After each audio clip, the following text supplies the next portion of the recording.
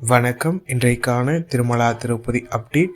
வைகுண்ட ஏகாதசியை முன்னிட்டு திருப்பதி ஏழுமலையான் கோவிலில் சொர்க்கவாசல் நடைத்திறப்பானது 10 நாட்கள் நடைபெறுவது வழக்கம். இந்த 10 நாட்களுக்கான இலவச தரிசன பக்தர்கள் திருப்பதி ஏழுமலையானை சொர்க்கவாசல் வழியாக தரிசனம் செய்யும் வகையில் திருமலை திருப்பதி தேவஸ்தானம் இந்த 10 நாட்களுக்கான இலவச தரிசன டோக்கன்கள் வழங்கும் இடம் மற்றும் நேரம் பற்றிய அறிவிப்பை ஏற்கனவே அறிவித்திருந்தது. அதன்படி ஜனவரி 10 முதல் ஜனவரி 12 வரை 3 நாட்களுக்கான இலவச தரிசன டோக்கன்கள் இன்று விடியற்காலை 5 மணி முதல் வழங்கப்படும் என்று ஏற்கனவே அறிவித்திருந்தது. ஆனால் நேற்று முதலே பக்தர்கள் அதிக அளவில் 8 இடங்களில் குவியத் தொடங்கினர்.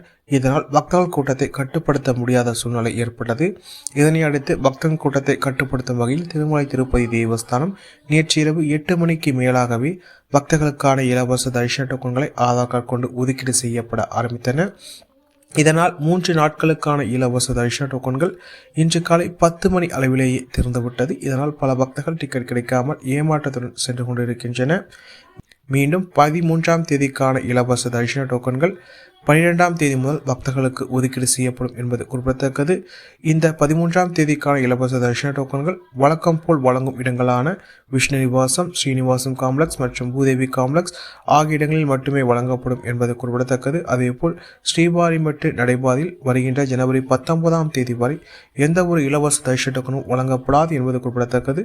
இதனால் பக்தர்கள் இதனை கருத்தில் கொண்டு தங்களது திருமலை பயணத்தை திட்டமிட்டுக் கொள்ளுமாறு கேட்டுக்கொள்ளப்படுகின்றனர்.